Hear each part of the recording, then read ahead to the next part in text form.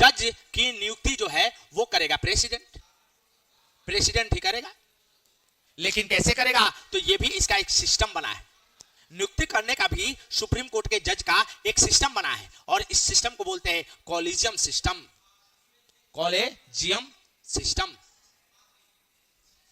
कब आया था? तो 4 जज होंगे, ये जज, ये जज, ये जज और ये जज,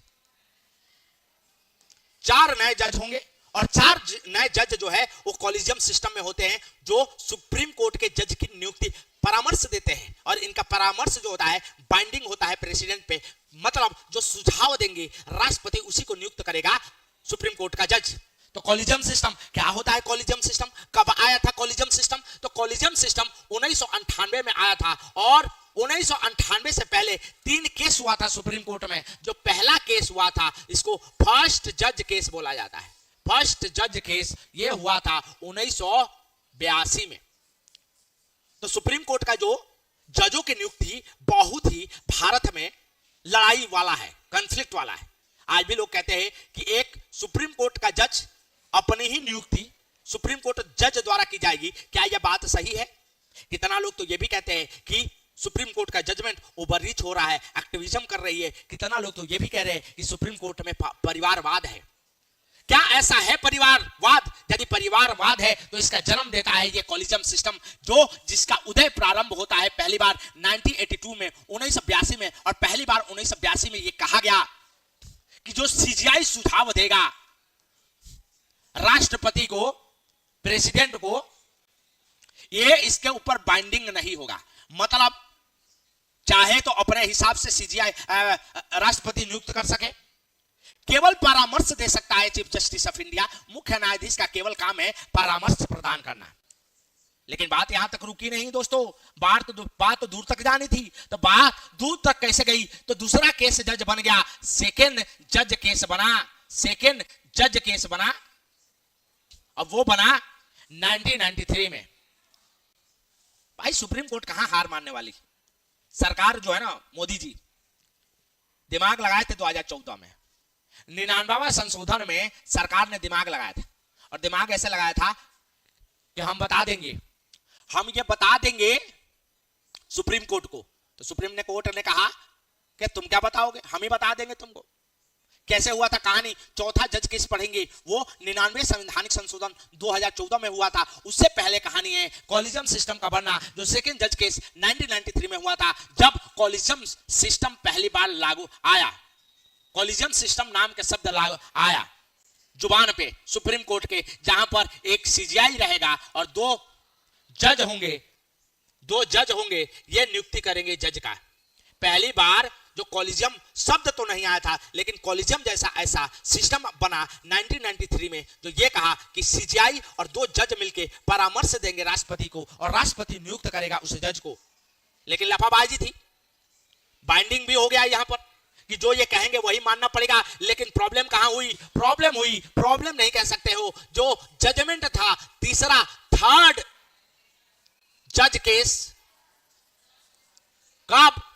1998 में। और ये जज केस बना था 1998 में, जब कॉलेजियम सिस्टम आ गया था। कॉलेजियम सिस्टम आ गया जहां पर यह कहा गया कि एक सीजीआई तो एक ही होगा और 4 जज मिलके नियुक्ति करेंगे अपने ही परिवार के। मतलब परिवार का मतलब उस परिवार की बात नहीं कर रहा हूं अपने घर की, मैं सुप्रीम कोर्ट परिवार की बात कर रहा हूं। तो ये आया था 1998 में, जब ये कहा गया कि एक सीजीआई और 4 जज मिलके राष्ट्रपति को परामर्श देंगे कि कौन से किसके घराने के, मतलब कहने का मतलब है कौन सी जज को उठा के सुप्रीम कोर्ट में रखा जाएगा, मतलब उसको जज बनाया जाएगा। ये पहली बार कब आया? तो 1998 में आया था। अब मोदी जी का हो गया दिमाग खराब।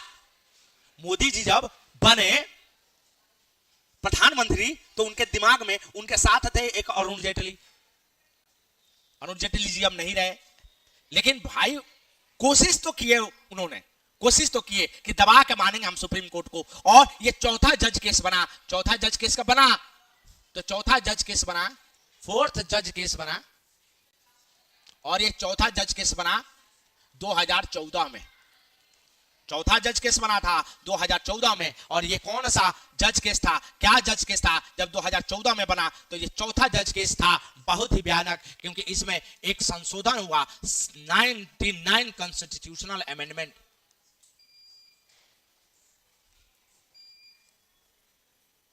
संवैधानिक संशोधन हुआ 19वां, कब, 2014 में। और सुप्रीम कोर्ट ने, संसद ने कहा, मतलब सरकार ने कहा कि आज से कॉलेजियम सिस्टम नहीं चलेगा भैया, आप अपनी खुद अपॉइंटमेंट नहीं करो, नियुक्ति ना करो, हमको परामर्श मत दो। सरकार थोड़ा चलाक निकली, चलाक लेकिन रही नहीं, क्योंकि मामला यहां उलझन की है, और उलझन कहां है, सुप्रीम कोर्ट में। सुप्रीम कोर्ट को यह बर्दाश्त नहीं हुआ कि ओ भाई, अब हम तुम बताओगे कि अपॉइंटमेंट कब होगा, अब आप बताइएगा कि हम कैसे चले, आप बताइएगा कि हमारा सिस्टम कैसे चले। ये सुप्रीम कोर्ट में 2014 में पहली बार समझ में आया मोदी जी। अब मोदी जी क्या है, 2014 में नए नए प्रधानमंत्री बने थे, अभी जो जाल था सुप्रीम कोर्ट का वो उनको समझ में नहीं आया था, अब समझ में आता है हमको लगता है।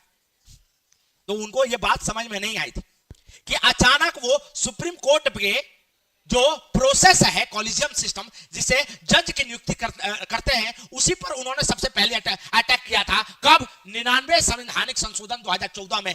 ये बहुत ही बड़ा, अभी क्या है ना कि सुप्रीम कोर्ट को समझना ना, हम लोग कितना भी चिल्लाते रहे, हमारे जैसे बंधु पर तो ध्यान ही नहीं देते हैं। और हमारा तो छोड़ो, हम लोग तो कुछ है ही नहीं, बड़े बड़े वकीलों की भी बात नहीं मानता सुप्रीम कोर्ट। उसके पास एक बहुत बड़ा हथियार है 129, कोर्ट ऑफ रिकॉर्ड बोल जाता है, इसी में कंटेम्प्ट ऑफ कोर्ट टोक देता है, कंटेम्प्ट ऑफ कोर्ट। भाई साहब, सुप्रीम कोर्ट ने अपना रास्ता भी रखा हुआ है, तुम बोलो तो उसके खिलाफ बताओ, माय लॉर्ड को बताओ, my Lord contempt of court ठोक देंगे 129 में, और पेनाल्टी अपने हिसाब से देंगे। तो भाई बहुत लोगों का तो ये भी नहीं कह सकते कि भाई आपके कॉलेजियम सिस्टम गड़बड़ है। जब तक नहीं कह सकते जब तक माय लॉर्ड सुने नहीं, तब तक आप कह सकते हो जब तक माय लॉर्ड के कानों तक नहीं पहुंच रहा है। माय लॉर्ड के कानों तक पहुंचा तो ये ध्वस्त कर देंगे आर्टिकल 129 से, जो कहता है court of record, contempt of court लगा दिया जाएगा। मतलब सुप्रीम कोर्ट के बारे में आपने गलत बोला तो आपके ऊपर पेनाल्टी ठोक दिया जाएगा। ये है आर्टिकल 129। तो मोदी सरकार को अभी नई जोश आया था सरकार में कि हम तो सुधरेंगे सनम, तुमको भी सुधार के मानेंगे। मतलब अनुज जेटली का कहना था कि हम तो सुधर जाएंगे प्रभु, हमारा तो सुधरना है ही है। उनको लगा था नहीं ना, कांग्रेस के समय में मतलब ऐसा बोला जाता है करप्शन बहुत ज्यादा हो गया, मैं नहीं कह रहा हूं, ऐसे कहा जाता है 2G 3G ये सारे कोयल है, ये सारे। तो सरकार बनी थी कि नया सरकार जो काम करेगी वो करप्शन फ्री, तो सरकार को लगा था कि हम तो ट्रांसपेरेंट है और हमने तो अच्छा काम करेंगे, हमारे इधर चोरी चमारी नहीं होगा। लेकिन दूसरी तरफ वो कार्यपालिका को भी संभालना था, तो कार्यपालिका पे तो प्रेसिडेंट पे हाथ नहीं डाल सकते थे। लेकिन दूसरी तरफ सबसे बड़ा चेक्स एंड बैलेंस करना था वो न्यायपालिका पे करना था, और न्यायपालिका के चक्कर में फंस गए मोदी सरकार, और खासकर फंसे थे अनुज जेटली। तो उन्होंने 99 में संवैधानिक संशोधन किया और उसमें बोल दिया कि कॉलेजियम सिस्टम आपका जो बनाया था आपने 1998 में, इसको फेल कर दिया जाता है, आपका कॉलेजियम सिस्टम नहीं चलेगा। आप भाई साहब, सुप्रीम कोर्ट तो सुप्रीम कोर्ट, भाई सुप्रीम कोर्ट तो 1973 के बाद सुप्रीम कोर्ट के पास इतनी बड़ी शक्ति आई केशवानंदा भारती केस में कि सुप्रीम कोर्ट किसी की बात ही नहीं सुनती है। मोदी सर को समझ में नहीं आया, मोदी सरकार को समझ में नहीं आया, उन्होंने सबसे बड़ा अटैक किया उसकी नियुक्ति पे 99 संवैधानिक संशोधन लाके। लेकिन सुप्रीम कोर्ट अपने ही वकीलों से फाइल करवा दी केस, और उसमें जजमेंट दिया कि ये नल एंड वाइड है। मतलब नेशनल जुडिशरी अपॉइंटमेंट बिल आया था, नेशनल जुडिशरी अपॉइंटमेंट बिल बोला जाता था, बिल था। इस बिल को कुछ ही दिन लगा सुप्रीम कोर्ट ने बोला ये गड़बड़ है मामला, तुम हमारी नियुक्ति में दखल नहीं दे सकते। तुम्हारी हिम्मत, मतलब सरकार की हिम्मत कि हम आपकी नियुक्ति में दखल नहीं देते हैं, तो आप हमारी नियुक्ति में दखल कैसे देते हो। और इस बिल को ही खत्म कर दिया। इस बिल में कुछ और नहीं था, कुछ ज्यादा झंझट नहीं थी, बस इतना झंझट था कि 3 लोगों को रख दिया था जो कि जज से, जुडिशियरी से रिलेटेड नहीं है। कमाल तो यही हो गई, अब तो फंस गया ना मामला। तो पहला जो मोदी गवर्नमेंट में जो संघर्ष हुआ 2014 में ही, वो सबसे बड़ा संघर्ष देखने को मिला। वो देखा नेशनल जुडिशरी अपॉइंटमेंट बिल को, जिसको स्टक डाउन कर दिया, खत्म कर दिया। सुप्रीम कोर्ट ने ये कहा कि हमारा जो स्वतंत्रता है आप उसी पर चोट पहुंचा रहे हो। वो सेपरेशन ऑफ पावर की बात कहा, और सेपरेशन ऑफ पावर कहां मौजूद है? सेपरेशन ऑफ पावर डीपीएसपी में मौजूद है, जो कहता है सेपरेशन ऑफ पावर, शक्तियों का पृथक्करण।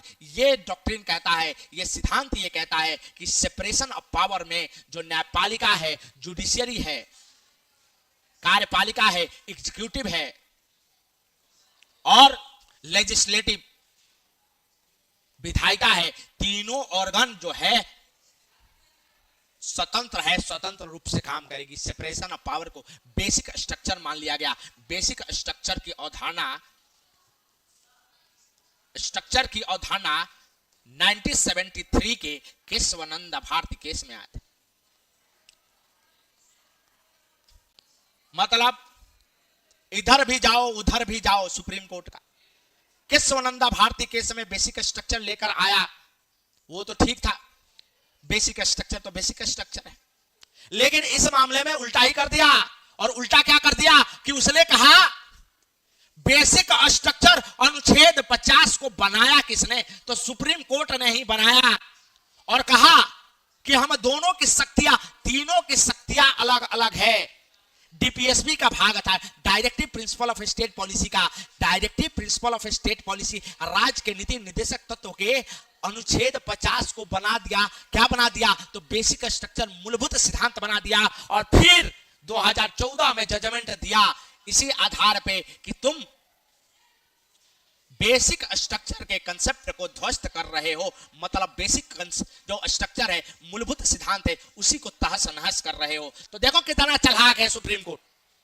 मूलभूत भी बनाया खुद, मूलभूत का स्ट्रक्चर भी खुद ही बनाए, 50 को उन्होंने खुद ही रखा, और उसी के आधार पे नेशनल जुडिशरी अपॉइंटमेंट बिल जो कॉलेजियम सिस्टम के काट था, उसको ही समाप्त कर दिया। और ये समाप्त कब करा भाई? समाप्त 2014 में। तो ये आपका खत्म हो गया। इसका मतलब क्या है? तो अभी नियुक्ति जो चल रहा है वो किसके तरफ चल रहा है? तो नियुक्ति चल रहा है प्रभु, जैसा पहले चलता था 1998 में वो प्रक्रिया बनी कॉलेजियम सिस्टम, उसमें के तहत ही आपको क्या होगा? तो जज की नियुक्ति होगी। ये तो बात थी